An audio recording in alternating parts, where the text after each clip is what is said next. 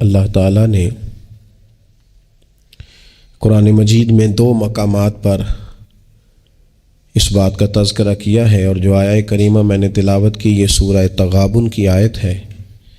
اللہ کریم نے ارشاد فرمایا قرآن حکیم میں کہ انما اموالکم و اولادکم فتنہ، فرمایا بے شک تمہارے مال اور تمہاری اولاد یہ آزمائش ہے، یہ فتنہ ہے۔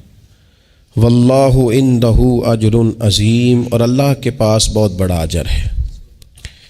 یہ تمہاری مال اور تمہاری اولاد یہ تمہارے لیے آزمائش ہے۔ کس کس معنی میں آزمائش ہے؟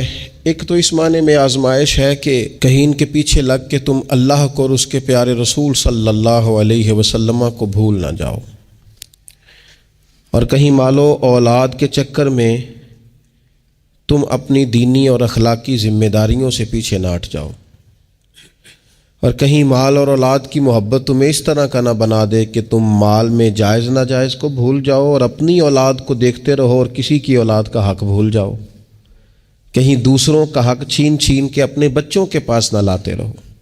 یہ آزمائش ہے مال اور اولاد۔ اور ایک معنی یہ ہے کہ انما اموالکم و اولادکم فتنہ، اس معنی میں کہ ان کی محبت بندے پر غالب ہوتی ہے، تو کہیں اس محبت کے غلبے کی وجہ سے ان دونوں چیزوں کے اصل جو مقصود ہے ان سے نہ غافل ہو جانا۔ کہیں ایسا نہ ہو کہ تم مال کماتے رہو اور کماتے کماتے تم اللہ کی راہ میں خرچ کرنا ہی بھول جاؤ، اعتدال چھوڑ جاؤ، اور کہیں ایسا نہ ہو کہ تم اولاد سے پیار کرو اور پیار کرتے کرتے ان کی تربیت بھول جاؤ۔ سہولیات تو تم انہیں ساری دے دو لیکن وہ روحانی طور پر، اخلاقی طور پر، کردار و عمل کے طور پر مضبوط ہی نہ ہو سکے۔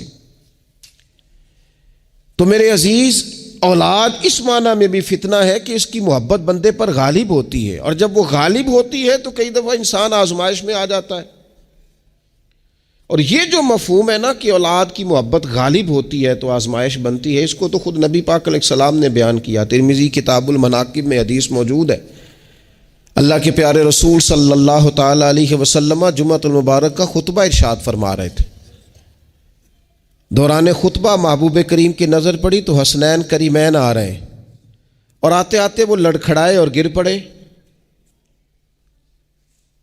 حضور نے جمعے کا خطبہ روک دیا، محبوب اٹھے، بچوں کو یا دونوں میں سے ایک تھے ان کو اٹھا کے حضور قریب لائے، اور دوبارہ ممبر پر بیٹھ کے فرمایا رب نے سچ فرمایا ہے، انما اموالکم و اولادکم فتنہ، تمہاری اولاد اور تمہارا مال آزمائش ہے تمہارے لیے۔ فرمایا بچہ گرا ہے اور مجھے تقریر روکنی پڑی۔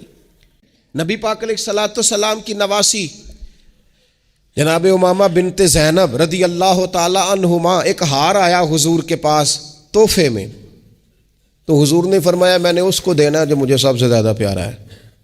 ازواج مطہرات کہتے ہیں دوڑ لگ گئی تھی، حفصہ کو ملے گا، میمونہ کو ملے گا، ام حبیبہ کو ملے گا۔ سیدہ عائشہ صدیقہ کہتی ہیں میرے دل میں بڑی بات تھی کہ اگر کسی اور کو مل گیا نا تو میں تو سمجھتی ہوں کریم سب سے زیادہ محبت ہی مجھ سے کرتے ہیں۔ کہتے ہیں یہ بات چل رہی تھی، اور وہ جو تھوڑی دیر کے لیے وہ انتظار تھا کہ کس کو ملے گا، تو وہ انتظار بڑا حسین بڑا خوبصورت تھا، اس میں بڑی رعنائی تھی، لیکن قربان جائیں نبی کریم نے فرمایا میں تو اپنی بڑی نواسی جناب زینب کی بیٹی امامہ کو دوں گا، اور حضور نے وہ ہار لا کے انہیں اپنے دستے مبارک سے پہنایا۔ فرمایا کتنا پیارا لگ رہا ہے میری بیٹی کو۔ تھوڑا سا نا اپنے رویے میں وسعت، بچوں کو ہماری حاجت ہے اور ہمیں دولت کی حاجت ہے، ہمیں پیسوں کی حاجت ہے۔ ہمارا گاہک آ جائے تو بچے کو تھپڑ مارنے سے باز نہیں آتے۔ 2 4 5 منٹ کی مصروفیت ہے کسی بندے کی تو وہ کیا کہے گا کہ لو جی بچہ آ گیا ہے، تو بچے کے ساتھ کھیلنا، بچے سے او سنو یار حد ہو گئی۔ نسائی میں موجود ہے، سیاستہ کی روایت، نبی پاک نے سجدہ لمبا کر دیا، نہ میں اس سے بڑی بات نہیں آپ کو سنا سکتا، لمبا سجدہ ہو گیا، لمبا۔ صحابہ فرماتے پریشان ہو گئے، اور طویل سجدہ رسول پاک نے فرمایا سجدہ۔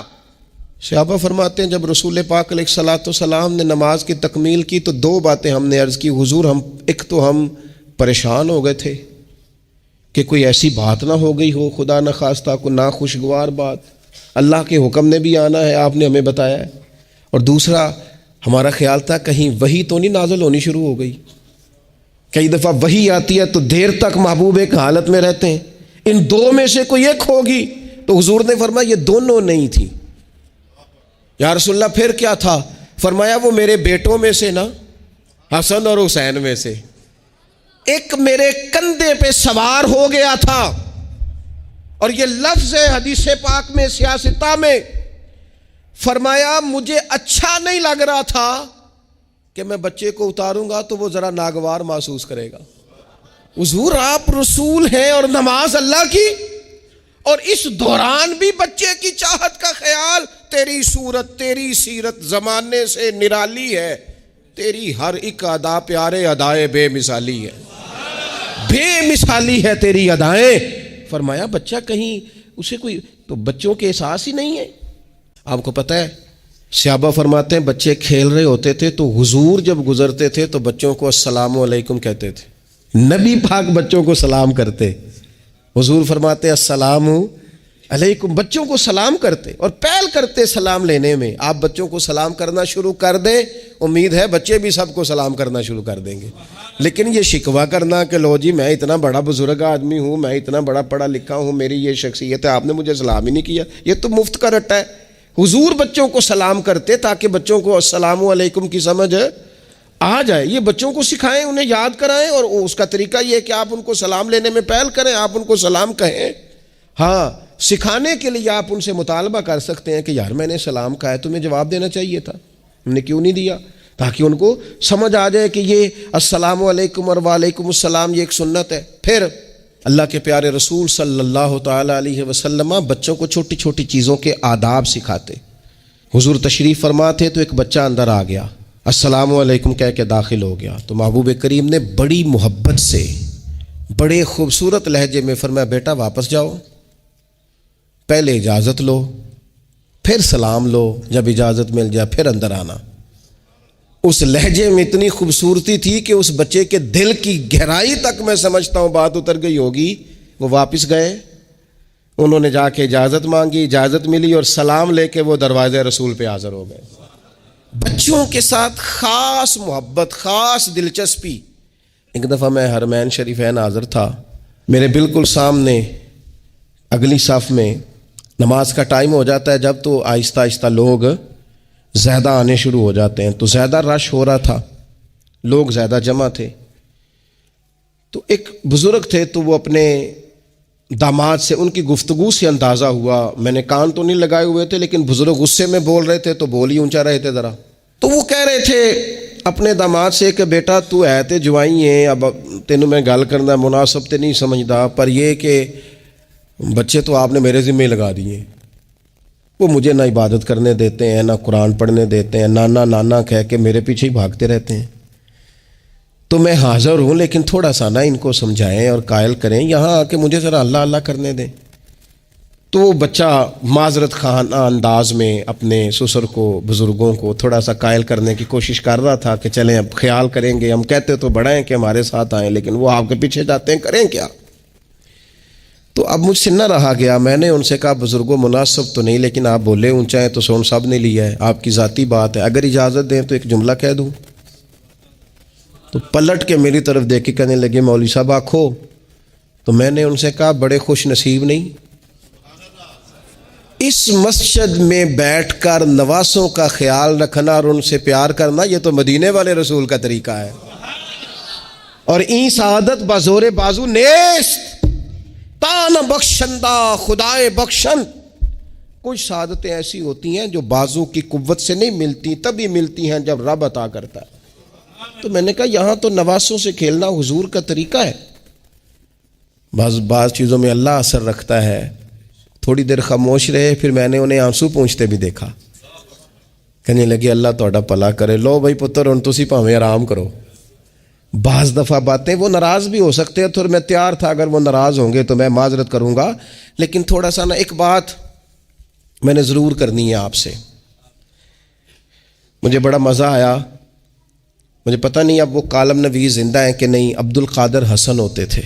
انہوں نے ایک بات لکھی تھی، مجھے بڑی یاد رہ گئی، اور جس دن میں نے پہلی دفعہ پڑھی تھی میں رویا بھی بڑا۔ وہ کہنے لگے ایک دفعہ گورنر مدینہ نے حکم دیا تھا کہ چھوٹے بچے لوگ مسجد میں لے کے آتے ہیں روضہ رسول صلی اللہ علیہ وسلم پر، تو بچے قالین خراب کر دیتے ہیں، مختلف قسم کی چیزیں گرا دیتے ہیں، تو اس طرح کریں کہ بچوں کو منع کیا جائے، اور کم از کم مقامی لوگوں کو ضرور منع کیا جائے کہ وہ بچوں کو لے کے نہ آئے۔ انہوں نے لکھا تھا کہ رات ہی کو اس شخص کو خواب میں رسول پاک علیہ السلام کی زیارت نصیب ہوئی۔ میں نے بہت پہلے بھی کہا تھا، پھر کہتا ہوں اور بار بار کہتا ہوں کہ بچوں کی تربیت کے لیے سب سے پہلے ماں باپ کا با کردار ہونا ضروری ہے۔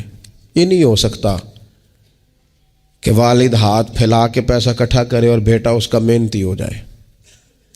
یہ نہیں ہو سکتا کہ والد اپنی زندگی تقوی اور طہارت سے دور بسر کرے اور بیٹا بڑا متقی پرہیزگار اسے دیکھ کے ہو جائے۔ اللہ کی توفیق سے ہو جائے تو ہو جائے، لیکن اگر والد چاہتا ہے میری وجہ سے وہ خیر حاصل کرے تو پھر خود با کردار بنے، وہ پہلے خود سچ بولے، پہلے خود تقوی کا رستہ اختیار کرے، پہلے خود پرہیزگار بنے۔ اس لیے کہ باقیوں کے ہاں ہو سکتا ہے ہماری تقریریں اثر کریں، لیکن بچوں کے ہاں ہمارا کردار جذب ہوتا ہے تو ہمارے عمل سے فیض پاتے ہیں۔ تو پہلی بات تو یہ کہ ان سے رویہ اس طرح کا رکھا جائے کہ وہ ہمارے کردار سے سبق، اور دوسری بات یہ کہ اپنی اولاد سے پیار کیا جائے۔ ہمارے ہاں جناب بے پناہ ڈانٹ ڈپٹ ہوتی ہے بعض جگہوں پہ بچوں کو، خاص شفقت بچوں کے ساتھ آپ کا رویہ میٹھا ہو، ڈانٹنا کبھی کبھار ہے اور پیار ہر روز ہے۔ نبی اکرم صلی اللہ تعالیٰ علیہ وآلہ وسلم بچوں سے اس طرح محبت کرتے تھے کہ حسنین کریمین کو، یہ ذرا بات پر غور کرنا، حضور اپنے نواسوں کو چوما بھی کرتے تھے اور سونگا بھی کرتے تھے۔ یہ بڑی خاص بات ہے، اس پر توجہ کریں۔ اور حضور سونگ کر پتہ کیا فرمایا کرتے تھے؟ فرمایا یہ میرے بچے میرے لیے پھول ہیں جنت کا۔ حضور ان کو سونگتے۔ آپ کسی خاص شے کو سونگتے ہیں، کوئی خاص ہی معطر چیز ہو تو سونگتے ہیں۔ حضور نے یہ جو ایک خاص انداز اپنی اولاد کے لیے کیا اور ہمیں حضور نے ہمارے لیے نمونہ چھوڑا، یہ سمجھنے کی بات کہ ان کے ساتھ اتنی دلچسپیاں کہ جس طرح ایک خوبصورت پھول کو سونگا جاتا ہے اس طرح انہیں سونگا جائے، بچوں سے پیار کیا جائے۔ کچھ مطلب والد صاحب کہتے ہیں او جی میری نہ پھر پتر تو انہیں پتہ ہے نا میری پھر طبیعت کوڑی ہے۔ اچھا جی کیوں کڑوی ہے؟ آپ مرچیں کھاتے ہیں؟ کیوں کڑوی ہے بھیا آپ کی طبیعت؟ وجہ کیا ہے؟ آپ کی طبیعت کسی مالدار کے سامنے تو کڑوی نہیں ہوتی، آپ کی جو فیکٹری کا آفیسر ہے اس کے سامنے، مالک کے سامنے تو آپ کبھی کڑوے نہیں ہوئے۔ یہاں کل آ جائے کوئی امیر آدمی، کوئی سیاست دان، تو آپ بڑے میٹھے ہوتے ہیں، ہار لے کے کھڑے ہوتے ہیں۔ وہ 6 گھنٹے بھی لیٹ ہو تو آپ کے چہرے پر بل نہیں آتا۔ اور بچوں کو ہر بات میں ڈانٹ ڈپٹ کرنا، ہر وقت انہیں پریشان کرنا، اپنی اولاد کو کبھی کسی کے سامنے نہ سمجھائیں، کبھی بھی۔ ان کو جب سمجھانا ہو تو انہیں تنہائی میں سمجھائیں۔ تنہائی میں نصیحت کرنا میرے رسول پاک کا طریقہ ہے۔ میری گزارش ہے کہ ایک بیٹے کو دوسرے بچوں کے سامنے بھی نہ سمجھائیں، ان کی عزت نفس کا خیال کریں۔ کبھی بھی اپنے بچوں کو دوسروں کے بچوں کی مثالیں نہ دیں، فلانے کا بچہ ادھر چلا گیا۔ بھئی آپ کیوں کمپیریزن کرتے ہیں کسی کے ساتھ؟ اگر ان کو کبھی مثال دینی پڑے تو یہاں حضرت اسامہ بن زید کی دینا، اگر کبھی مثال دینی پڑے تو حضرت معوذ اور معاذ کی دینا، اب کبھی مثال دینی پڑے ان کو تو حضرت عبداللہ بن زبیر کی دینا، اور جب زیادہ کلیجے ٹھنڈے کرنے ہوئے تو پھر امام حسن اور حسین کی مثال دینا۔ لیکن یہ کیا بات ہوئی فلانے کا بچہ دولت مند ہو گیا تو پیچھے رہ گیا؟ کیا بات کرتے ہیں آپ؟ آپ کے بچے کی عزت نفس ہے، وہ وقار رکھتا ہے، وہ سوچ رکھتا ہے، اور میرے نبی پاک نے فرمایا اپنی اولاد کی عزت کرو۔ کس کی؟ ہاں، اپنے بچوں کو اکرام دو۔ ہر وقت ایک بزرگ کے پاس لوگ اپنا بچہ دم کرانے آئے تو ماؤں کی طریقہ ہوتا ہے بات کرنے کا، اس نے آ کے کہنا شروع کر دیا، پہلے سارے ٹھیک تھے، سمجھدار بھی تھے، بات میں مانتے تھے، یہ ضدی بھی ہے، نکما بھی ہے، نکھٹو بھی ہے، لڑتا بھی ہے۔ تو بزرگ کہنے لگے میں دم کر دیتا ہوں، لیکن میری بہن اس بوڑھی عورت کو فرمانے لگے یا اس کے باپ کو کہ بھائی آپ یہ جتنی باتیں آپ نے کی ہیں نا، کیا ہی اچھا ہوتا آپ اس کے سامنے نہ کرتے، یہ لفظ آپ یوں ادا نہ کرتے، آپ تو اسے پکا کر رہے ہیں کہ تو ضدی ہے، آپ تو کنفرم کر رہے ہیں کہ تو لڑاکا ہے، آپ کنفرم کر رہے ہیں کہ یہ نافرمان ہے، کیوں آپ نے اس کے سامنے یہ باتیں کی؟ یہ آپ کو اگر کرنی تھی، کوئی دعا چاہتے تھے آپ اس کے لیے، تو آپ تنہائی میں مجھ سے بات کرتے۔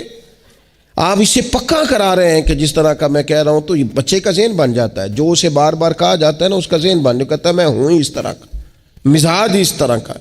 اسے کبھی پکا نہ کریں، اسے تسلی دیں، اسے تشفی دیں، اس کی ڈھارس بندھائیں، اس سے پیار کریں، اس کے ساتھ محبت کریں، اسے آپ اس طرح کا رویہ دیں کہ بچہ آپ پر اعتماد کرے۔ آپ کو پتہ ہے یہ جو بہت سارے بچوں کے ساتھ خدا نہ خواستہ کوئی اپنا بیگانہ کسی قسم کی کوئی زیادتی کرنے لگ جاتا ہے، وہ گھر کیوں نہیں بتاتے؟ وہ کسی جبر کا شکار ہوں یا کسی بلیک میلنگ کا شکار ہوں، وہ اپنے گھر میں کیوں ڈسکس نہیں کرتے؟ گھر والوں نے پریشر اتنا زیادہ ڈالا ہوا ہے۔ ان رویوں سے باہر آئیں آپ، اور زندگی کو اس خوبصورتی کے مطابق آپ کا بچہ آپ پر اعتماد کرے، وہ آپ سے کہہ سکے، وہ آپ کو اپنا دکھ بتا سکے، اس کو پتا ہو کہ ہر معاملے میں میری غلطی نہیں نکالی جائے گی، اسے پتا ہو کہ میں جب کوئی بات کروں گا تو میری سنی جائے گی، گھر کے اندر میری رائے کو اہمیت دی جائے گی۔ یہ ہمیں احساس کمزوری سکھاتے ہیں بعض اوقات بچوں کو، اس سے باہر آئیں۔ او نہ تسی نہ اچھے کپڑے پایا جے، کوئی کیا کہنے دو جس نے جو کہنا ہے۔ آپ شروع سے بچوں کو اس طرح کا بنا رہے ہیں کہ وہ لوگوں کو دیکھ کے بیچارے زندگی گزاریں گے۔ کیوں اس احساس محرومی کا ہم اپنی اولادوں کو شکار کرتے ہیں؟ وہ باپ کے ساتھ وقت گزاریں۔ میں جی مصروف بڑا ہوں، تو زیادہ مصروف ہے یا رسول پاک زیادہ مصروف ہے؟ حضور کی تو نواسی ضد کرتی ہیں، سب سے بڑی نواسی صحیح بخاری میں موجود ہے، حضرت زینب کی بیٹی، نبی پاک نماز کے لیے جا رہے، کہتے میں نے بھی جانا ہے۔ حضور نماز کے لیے آتے تو بچی کو اٹھا کے ساتھ لے آتے۔ صحابہ فرماتے ہیں نبی پاک قیام میں ہے تو بچی یہاں ہے، حضور رکوع سجدے میں جاتے تو بچی کو قریب کھڑا کر لیتے۔ اور پھر پیار بیٹیوں سے تو حضور نے کیا ہی، شہزادیاں چاروں جب آتی حضور اٹھ کے